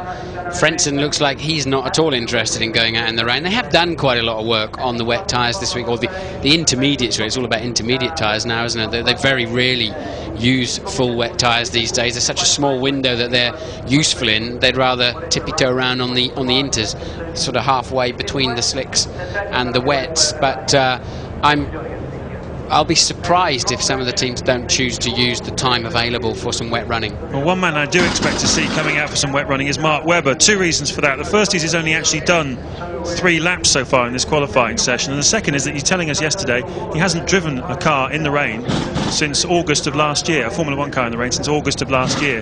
Yesterday morning he got a few laps in the Minardi, that's it, and wouldn't be very reassuring going into your first Grand Prix, particularly if the conditions are like this again tomorrow, to not have had any practice at all, would it? Baptism of fire, but it's tough at the top, isn't it? And Sato's finding that out as well, and that's always the case. It's a snowball effect. Make a mistake earlier on in the weekend or have a problem, and it just compromises your weekend. You don't get the setup work done. You don't try the car on full tanks. You're unsure of how your car feels. Does it get put back together exactly the same way that it was before, especially if the chassis had some damage done to it? And look at the rain coming down now. And I'll be very surprised if Michael doesn't go and have a little splash round and enjoy himself this afternoon in these conditions. Hopefully they're putting on some wet tyres there. We want to see some action, please, gentlemen. Yes, 5 laps is all he's done, Michael Schumacher, because he's been credited back the lap he was on when the session was red flagged earlier on. There's Olivier Panis talking to his manager, Didier Cotton, who works with Keke Rosberg on the management of Panis and also of Mika Hakkinen, and everybody wondering whether Mika's going to make a comeback. I spoke with Didier yesterday and he has absolutely no idea. Mika just enjoying being a dad, changing a few nappies, doing a bit of sailing and having a nice time and not really thinking about whether he wants to come back. I didn't enjoy changing any nappies. I don't know whether you are now with your new baby Enzo, but it's yeah, I don't think he'll be coming back. I just can't imagine Mika Hakkinen's coming back to Formula One. And I think the motivation to leave it would be very difficult to find a new motivation to come back again, but we'll have to wait and see. Maybe we'll be wrong on that one, but right now Kimi Räikkönen is the new heir apparent for Finland. Interesting to see, Martin, watching down in the pit lane this morning, the way that Räikkönen has fitted into this McLaren squad. I noticed that David Coulthard seems to have cherry-picked quite a few mechanics, and obviously he's taken Adrian Newey from onto his side to make sure he's got the maximum support, the maximum effort from the McLaren team. But obviously there's a quality squad, McLaren. They've got quality right the way through the mechanics, and Räikkönen just seems to have fitted very snugly in. He's got Häkkinen's personal physical trainer working for him as well, so the structure around him obviously is tremendously experienced, and he's just dropped right into it. Yes, that's the McLaren is easily the best organised team in Formula One in terms of the depth of management and the structure that they have. Doesn't mean that obviously Ferrari do it slightly differently and have been more successful with it, but you do very much plug in as a cassette into becoming a McLaren driver. Ron Dennis rules it with an iron fist with some key people around him, so it's not surprising Räikkönen can just get in there and get the job done. But certainly Coulthard has cherry-picked some good guys, and he's saying, I want the big guns. You know, the pressure is when you haven't got the right people around you, not when you have, and he wanted Adrian Newey, some other key people, so that he can deliver up. And I believe Mark Blundell's got a few opinions on that as a former McLaren driver. Yeah, I think just watching the conditions, Martin, relating back to when we were doing our stuff, but this is a critical time for those guys to get out of the pit lane and get some experience on the wets and get some experience with full tank running. Very easily the same conditions as this tomorrow afternoon at 2 o'clock. So it is something that they need to go and do, and for sure they need to be out there very soon because minutes are ticking away. I just feel sorry for the other guy there, Sato. I mean, I know when we did our first Grand Prix way back, it was a lot of pressure on our shoulders, but to not even be able to get out there and qualify is another added amount of pressure when he gets on the back of the grid for tomorrow afternoon. Yeah, absolutely. Just 18 minutes to go, Mark. I'm absolutely amazed that somebody's not out there. It's clearly not going to dry up now. Absolutely, it is not going to dry in the final 18 minutes. So I'd have thought there was some reasonable work they could get done. And Nicky Lauda is with Ted Kravitz in the pit lane. Yes, down here at Jaguar. Nicky, is this what's known in motorsport as a bit of a disaster? You can call it like this, but we knew this right from day one when we tested our new car the first time in the beginning of January, because we did have some mechanical problems which we had to fix first, and then we could start working on the aero, and the aero is our real problem. We don't have enough downforce. But you haven't even been able to go out in the dry at the end of the session to see if you can go faster. You're stuck down, what, 19th, 20th? Yeah, when the weather unfortunately came in between. But nevertheless, we could have gone a couple of places forward, there's no question. But really, the top speed which we need, we don't have here. So you don't think you could have got past, what, 16th, 17th, really? Yeah, I mean, in this sort of range, yes. Okay, thanks very much, Nicky. Good luck for the rest of the season, anyway. Yeah, extra embarrassing for Nicky and Jaguars with the same engine. Right now, Frentzen and Benaldi in the Arrows with the Cosworth engine, same engine they've got in the Jaguar. are 15th and 17th, so both arrows in front of the two Jags. Dismal day. Nicky putting on a brave face there, but that's his worst case scenario, I'd have thought. He's got a long way to walk down the grid tomorrow, hasn't he, to find his cars? He certainly has, and there'll be a lot of pressure from the Ford Motor Company, the parent company, and a lot of stories floating around at the moment about what they feel about this Jaguar racing effort. Nicky says no problem, we've got the full support, but he needs a few good afternoons in order to get the full support, no doubt, of the Ford Motor Company. I don't think it'll be a good place to start my grid walk tomorrow, do you? I might start nearer the front than that. Well, they say you meet a better class of person at the back of the grid, don't they? Yeah, but a grumpy Nicky Lauda is not what I need. But, well, let's see here. Maybe in the warm-up they can show a little bit more speed. So there's a long way to go this weekend yet, and I think a number of drivers out there can score points. I think the podium positions are well sewn up with Ferrari and one or other of Williams or McLaren, but there's some points to be scored, I think, this weekend from anybody out there, really. It's been an unpredictable qualifying session, no doubt about that. We've got a quarter of an hour left. Kimi Raikkonen just belting himself back into the McLaren, getting his helmet back on again. One thing that has been predictable is that the top 6 places are occupied by the 2 Ferraris, the 2 McLarens and the 2 Williamses, but not necessarily in the order we had expected. Rubens Barrichello ahead of his teammate Michael Schumacher on the front row.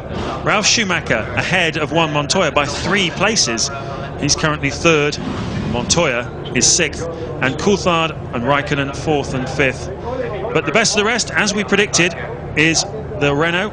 Jarno Trulli is 7th, Giancarlo Fisichella for Jordan 8th. That's probably slightly better than they would have expected going into this session, I think. But Felipe Massa has managed to get himself ahead of his teammate Nick Heidfeld, and that's a terrific start to his Formula 1 career for the 20-year-old Brazilian. Where do they keep producing these kids from, Martin? I know, the combined age of the Sauber team is just 44 years. And of the 2 drivers, and compare that with, say, Jaguar and Toyota up there at 67 years if you combine the age of the 2 drivers. So a very, very young team, but they've still both made it just into the top 10, 9th and 10th for Massa and Heidfeld. Massa scares me a little bit. He looks a bit leery to me, but he's obviously very fast. You've obviously been working hard over the winter, Martin, with your abacus, adding all that up. Certainly they are a very young team, no doubt about that. Kimi Raikkonen, though, I think it is. Well, it's Derek Coulthard, in fact, heading out onto the track to do a little bit of wet running, as predicted by Martin. Bernie Ecclestone will be back in England now. I think he's becoming a TV producer this weekend, but he'll be screaming at the TV saying, get out there. I mean, he's the circus master and he wants the acts on stage, and he needs the trapeze artists out there. And finally, we've got some action for the appreciative Aussie crowd. I remember a Brazilian Grand Prix a few years ago, and it was the start of the race. Just before the start of the race, it was a torrential downpour, and they sent you out on a reconnaissance lap to see how wet the track was, whether it was safe to start the race or not. Obviously, DC out there, David Coulthard and Mark Webber as well, just getting some wet track experience. But what are you feeling for? What do you feel on the track when it's this wet? Well, it's all right. It's fun, and all the spray's behind you until you're behind another car. It's aquaplaning that scares the life out of you when the car gets up on top of the water and you're temporarily not in contact with the ground, and you know you can head straight to the scene of the accident with the silliest little move of the steering wheel, and that's related to the amount of downforce you've got on the car, pushing the car down, and tyre pressure as well, opening the groove up or opening the wet pattern up on the racetrack. So Sato then finally makes good and gets on the track. Clearly will not be doing any stunning lap times with regard to the dry times, but at least he's having a little go, isn't he? How sweet. Yes, going to set some sort of time, no doubt. Takuma Sato in the rain, less than ideal start to his Formula 1 career. Martin was talking before about how a little incident, an accident, can just put you off your stride. It's very similar what happened to Sato here today to what happened to Jenson Button on his debut for Williams back in 2000. He had a crash on the Saturday morning and really struggled on the Saturday afternoon to get it back. He didn't have quite such a bad day as Sato is having. I think Jenson qualified 21st. But Louise is down in the Williams pit with the one and only Patrick Head. That's right, where they've been having a slightly better day. Patrick 3rd and 6th, and obviously 3rd and 6th, and it's obviously going to stay that way. Are you happy with those positions? No, obviously it would have been ideal if it stayed dry for a bit longer, because Juan's well below his position capability, but to would have been nice to see if we could have got a bit closer to the Ferraris as well. But anyway, you take what as it comes. Have you been surprised at the pace of the Ferraris this weekend? No, it was a very good car last year, and the regulations are basically the same. And the car is quite clearly developed from last year. I mean, they're nearly approaching 2 seconds quicker than last year's time, so or over a second anyway. So no, it's a good car. Little while still left in this session. Are you going to send your boys out in the wet? Probably not. Why not? Because we wouldn't be learning anything. So. Thanks, Patrick. Well, that's I can understand Patrick's position, because the last thing he wants is a chassis in the wall, but it would be good to see some track action. But as you confirmed earlier, James, it's 30 races since Rubens Barrichello has been on pole position, the British Grand Prix in the year 2000. Yes, it's been a while for Rubens, because he had a win the following race, the German Grand Prix of 2000. Since then, he's been very consistent, but he's never really hit the heights. But Kimi Räikkönen, you're looking at on screen now, he'll be very happy. This is his highest ever qualifying position for a Formula 1 Grand Prix, because it's only his 18th Grand Prix start. But it's bad news for Eddie Irvine. We were talking to Nicky Lauda, his team boss, just a minute ago. It's his worst ever qualifying performance. And I think I'm interested to hear what Patrick said there, Martin, because last year we saw clearly that the Michelin wet tyre was nothing like as good as the Bridgestone.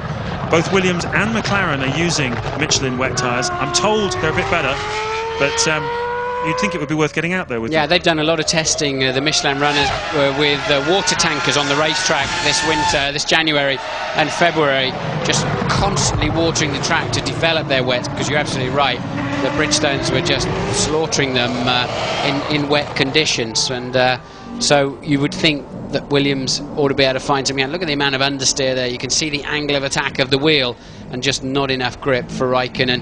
You do always tend to get little puddles of water hanging around near to the curb and near to those white lines, but horrible understeer there. That's not working at all well, and you can hear the traction control working overtime, and the front tyre hardly working at all. And that squirm you saw that Räikkönen had to correct, that is aquaplaning. That is when the car gets up on the surface of the water, and really you're a passenger momentarily. Well, we come to Australia every year hoping for blue skies and traditional Aussie weather. We normally get it. Certainly as long as I've been coming to Melbourne, we've had it. This is the first time we've seen proper rain here. Used to get it quite a lot in Adelaide, I remember. You got clouted by Senna in the heavy rain once, as I recall. Yeah, we had some horrific rain there a couple of years. We really couldn't see where you're going at all, even when you're by yourself, and a tidal wave came over my car. I trawled through 47 pages of technical regulations yesterday, and I couldn't see where it said that the rear light has to flash. They were talking about brake lights last year, which was a stupid idea, and they've got out of that, thankfully. But these rain lights flashing now, where did that come from? Do you know? I've absolutely no idea. It's very odd, isn't it? You'd think that would be extremely distracting if you were following behind. Well, obviously it's extremely important to have a light so that you can see when you're following a car through spray exactly where the back of it is. But distracting, I would say, the flashing light. As we look again at Takuma Sato trying to put some laps in. And there's Michael Schumacher getting some wet weather running in. He never misses an opportunity, does he, to learn something. He works so hard, this guy. Yeah, he'll be out there on a mission, on purpose. He'll want to find something out. And you really need to know where the standing... This is the wettest I think the track has been all weekend. And where does the water stand? And how slippery are those white lines? Do you take the karting line around the outside? Do you stay on the normal racing line? You're always going to find something out. The curbs are crucial. Can you ride the curbs or not when they're soaking wet? It's all useful information, because it could well be just as wet as this tomorrow afternoon. So it's well worth getting out. Apparently, Martin, it was decided at the World Council last September that the rear lights should flash on the back of Formula 1 cars. So the World Council made that decision. I wasn't invited to that, I don't know you, so I missed that little gem. But anyway, you're right, I think it'd be very distracting, but some of the drivers probably think they're in the disco, so they'll be enjoying it. But Michael then taking a very, very wide line down to turn 11 and 12. And if you get a lot of water on the track, some of the teams lift the ride height of the car, because they run about 10 mil off the ground at high speed. And often the aquaplaning can come not just from the tyres, but from the car basically power boating along the road. The under tray of the car gets on top of the water, big flat surface. and several square metres of carbon under tray, and that's what starts floating down the racetrack. So ride height is quite crucial in deep water, but to be frank, this is not deep water.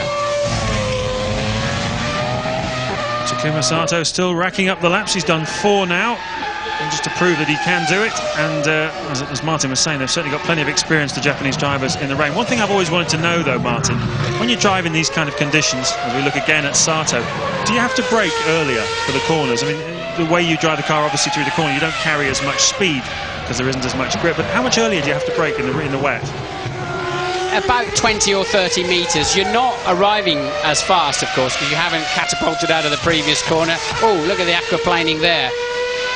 But you tend to brake less because you'll block a front wheel, so you're carrying less speed. So it's not that much earlier, but you don't brake so much when you get there, and just try and coast into the apex if you can, and then apply the power as gently as possible. And then when I drive on the road, I brake very early in the rain. Yes, a huge slide there for Takuma Sato. There's a lot of water out on that track. Unlike just about every new car you can buy these days, as Sato goes in way too deep into turn 1. He's having a nightmare of a day, isn't he? But no ABS brakes on Formula 1 cars. It can only be the direct pressure that the driver can put into the pedal that is transmitted to the discs and the wheels. So it's very, very easy to lock a wheel in a Formula 1 car, unlike now, as I say, most road cars where you can really depend heavily on the electronics. Well, the sun is coming out here in Melbourne. We've probably got some rainbows around the city, but for the moment the drizzle's still hanging in the air, and we will not get any more competitive lap times here this afternoon. But we've learned a lot already, I think, Martin, as Takuma Sato sets a time quite some way up, as you can see, of the pace. We've learned a lot this afternoon, I think, Martin, about the relative performance of the teams. I think McLaren and Williams will probably be a bit disappointed that Ferrari have started the season with the old car and still be in front of them, despite the fact that McLaren and Williams are using their new cars. We've also seen that the Renault and the Sauber are pretty competitive as well. Yeah, they're looking tidy. I mean, I think Ferrari are going to be very happy, and Williams and McLaren a little bit miffed, to be honest, because Michael said when they launched the new 2002 car, I'm 99% certain we're going to be racing this car in Melbourne. They made the decision not to bring it, and Michael said it's a reasonable decision not to bring it to Melbourne. He was a bit guarded in his comments. He's normally a bit more enthusiastic than that. In the press conference here on Thursday, he said, I'm disappointed we haven't got the new car here. So I think they were expecting to be working hard to stay with Williams and McLaren after the test pace we've seen from those two cars, and so they'll be happy. The other two will be not so happy, but I think these inclement weather conditions have totally played into Ferrari's hands. Yes, they definitely played a part. Ferrari were out on the track at precisely the right moment. So too was Ralf Schumacher, David Coulthard, and to some extent Kimi Raikkonen as well. The one man who wasn't out there at the time was Juan Montoya, and he must be kicking himself now, Martin, because he said, didn't he, about 2 weeks ago, that he thought he couldn't understand Ferrari's decision to bring the old car. He thought it was a massive mistake, and I bet he's eating his words now. Well, if they go back to Europe for Imola with a hat full of points after these first 3 flyaways, they're laughing all the way, because it would have been a very smart decision. The only thing is, of course, that what you're looking at is a fully developed Ferrari and new McLaren and new Williams, and they will home in quite quickly. Then Ferrari have got to turn up and develop their new car and look for... So if there's a sting in the tail, it's going to be around Imola time, when we can't predict the future too much. We really have to wait and see how it shakes out. It's too early to say, hey, wow, that's a smart decision. But right now, they look like they've got the pace, and they should have the reliability. And I think Ferrari will be sitting here tonight on the front row of the grid, entirely happy that with all of the decisions that they've made. And Sato carrying on. He's about 32 seconds off the pace, of the hot, dry pace, and that's too much. It should be about 20 or 22 seconds. That's not a particularly spectacular, and snaking all over the place. And look at the Ferrari just eating him up, basically. Michael just going to take him for breakfast any minute now. So Sato really struggling with that Jordan. Currently outside the 107%, because he didn't manage to do a lap in dry qualifying, Takuma Sato. Big accident this morning in the free practice, virtually destroyed his car, certainly unrepairable for today's qualifying. Had to start in the spare, and on his outlap of his first attempt to qualify, it ground to a halt. Yes, Michael's first flying lap in the rain, 11 seconds quicker than Sato. Michael's down in the 1:44s. That's what you'd expect, 19 to 20 seconds per lap slower in the wet conditions. It's a bit of a masterclass then from the reigning world champion, already the most successful driver in the history of Grand Prix racing with 53 wins, chasing, would you believe, his 5th world championship. And we all know the man, there's only one man ever done that before, and that's Juan Fangio. Interestingly, Fangio is also the only man who's ever won 3 in a row, which is the other feat that Michael is attempting this season. Whether he'll pull it off or not is anybody's guess. Certainly the statistics are pretty heavily loaded against him, but technically and as a team, Ferrari do look very strong. Reigning world champion and world reigning champion, I think you could call Michael Schumacher. He's pretty handy, isn't he, in these conditions? Rain easing off now, sun coming out. It'll be a lovely afternoon here in Melbourne for us to go and sun ourselves, Martin, and have a nice cup of tea and think about what's going to happen in tomorrow's race. Let's just focus our attention on that a little bit. Rubens Barrichello, will he be told by Ferrari to move over for Michael Schumacher so Schumacher can get the maximum points? Probably not this early in the season, I would imagine. Rubens has paid his dues, I think, in that respect. It's only critical moments when Ferrari would make a decision like that, isn't it? I don't think they'll do that. I don't think they'll have to, if I'm completely honest. I think Michael's race pace over a full Grand Prix distance will be enough to somehow shuffle in front of Rubens at a pit stop. So I don't think there'll be any team orders at that stage, and I'd be very disappointed if there were.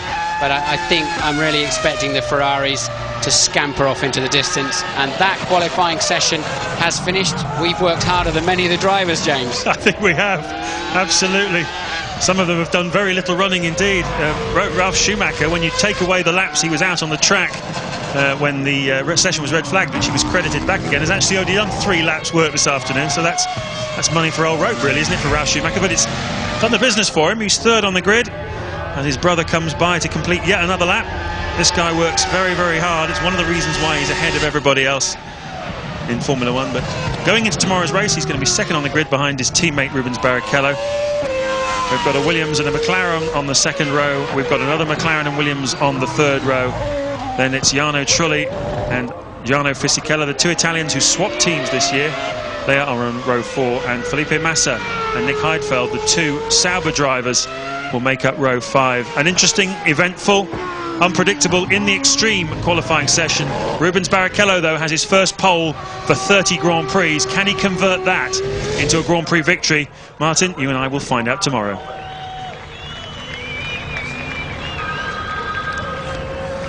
And our thanks to James and to Martin. Rubens Barrichello's last pole was in the rain as well at the British Grand Prix of 2000, and he has just recorded Ferrari's 150th pole position in Formula 1. When we return, we get the views of Tony and of Mark as well, eagerly awaiting the comments on that session. It's Rubens Barrichello, though, on pole for the Australian Grand Prix.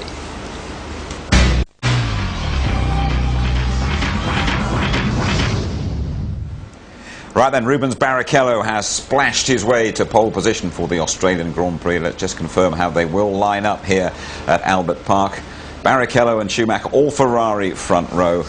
Ralphie Schumacher and David Coulthard on the 2nd row. Raikkonen and Montoya, his day ruined by the rain, really. And then Trulli and Fisichella, the British. Button 11th, McNish 16th, Eddie Irvine way down in 19th place. Will team orders come into play tomorrow for those Ferraris?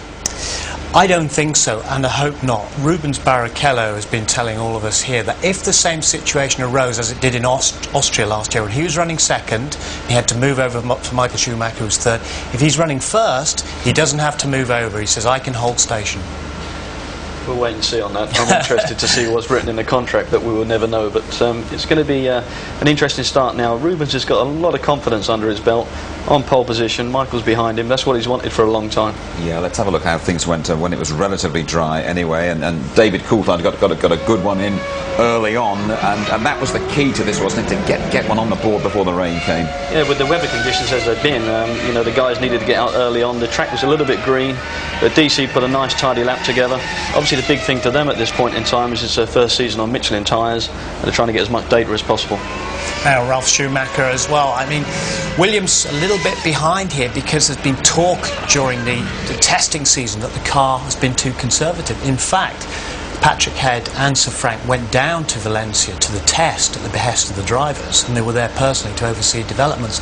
They haven't had time to put the development bits or make them work here on a nice dry track, and I'm sure the Michelins would have preferred a dry track. I guess the only surprise here, we'll talk about the Ferraris in a moment. We go straight to the press conference.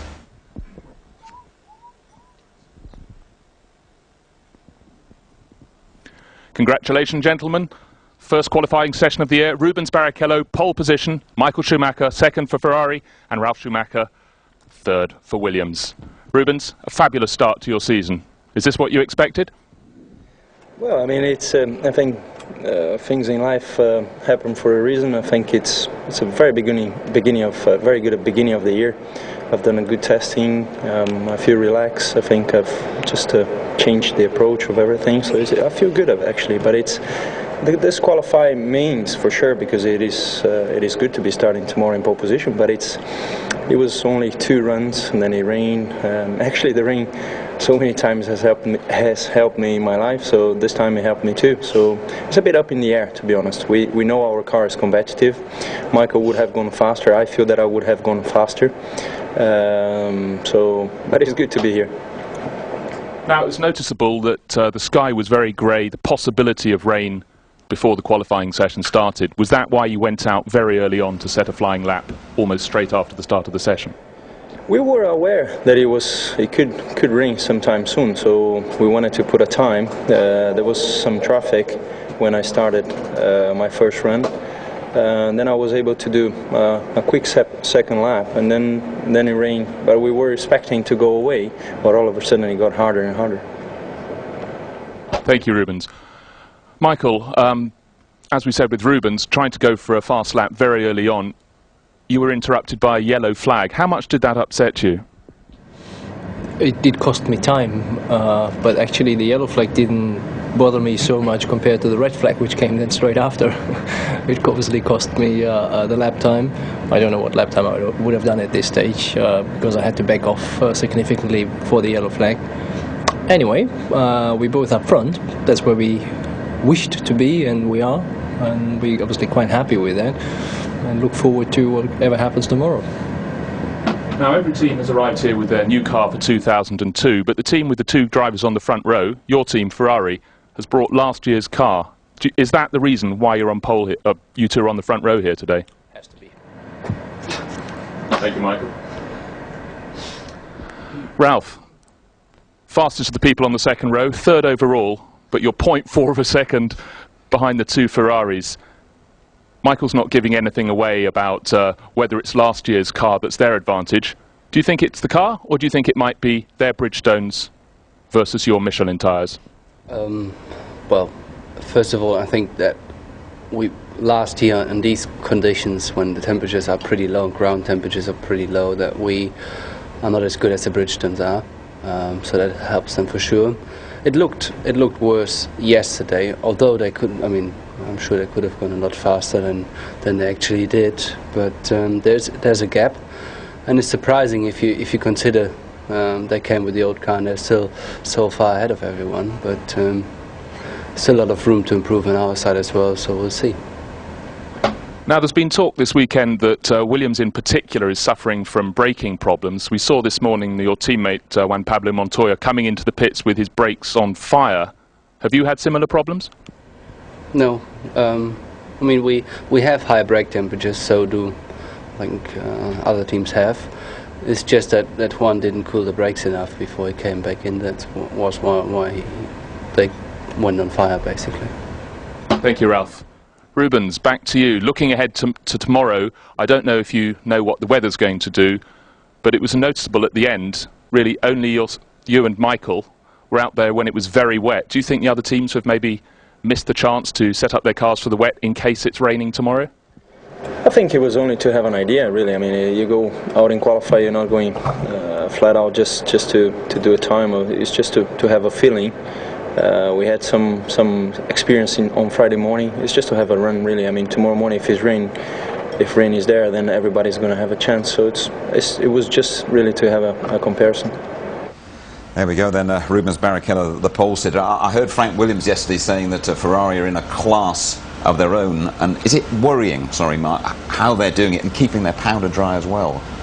It is a concern. I think there's going to be a lot of long faces down the pit lane. Certainly the big teams are expecting to get up there, but you know, having the pants kicked in a 2001 car ready for the first race, you can see this car, we watch it now with Schumacher at the wheel, it's just on rails, it's unbelievable, and he just did a couple of laps before he put this lap in. Spectacular.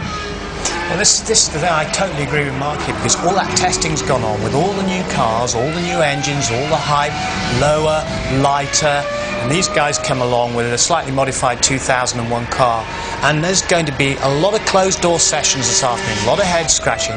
They have been embarrassed by Ferrari, by the 2001 car. There's no question on that at all. Let's talk about the Brits, Tony. I mean, talk about embarrassing. That's the word for Eddie Irvine, isn't it? Way down in the Jaguar. They have no aerodynamic package. It's not surprising. They haven't got a wind tunnel. They're going to be backwards and forwards to America, to the Swift wind tunnel. The front wing didn't work, and poor old Mark Hanford had to go all the way to California to try and get it fixed. I mean, what chance they got with that? It's hopeless. Some more optimism, though, from Jenson Button, perhaps. Jenson and the Renault team have had a good start to the season so far. Obviously, the big thing for Jenson again is teammate. Can he beat his teammate? That's going to be the comparison. But, you know, he's had a sensible start to the weekend. For me at the moment, I have to say, disappointment on Jaguar. But Mark Webber, for me, I think, has done an outstanding job in the little Minardi at the back of the grid. And the Aussies here are going to love that he's managed to push the Minardi off the back row. Mark Webber, that's terrific for them. What about Alan McNish, though?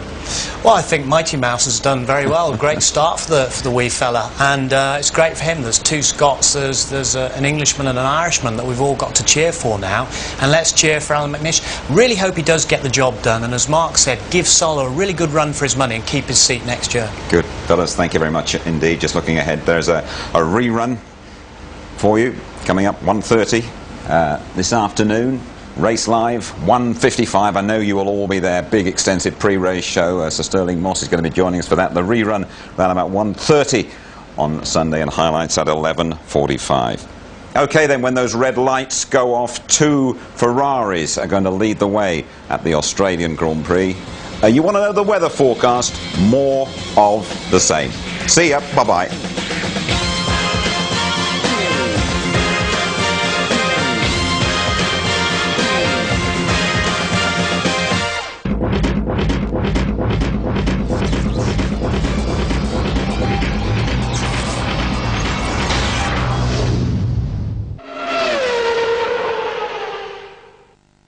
If you'd like to know more about Formula One, the website address sponsored by Toyota is itv.com/F1.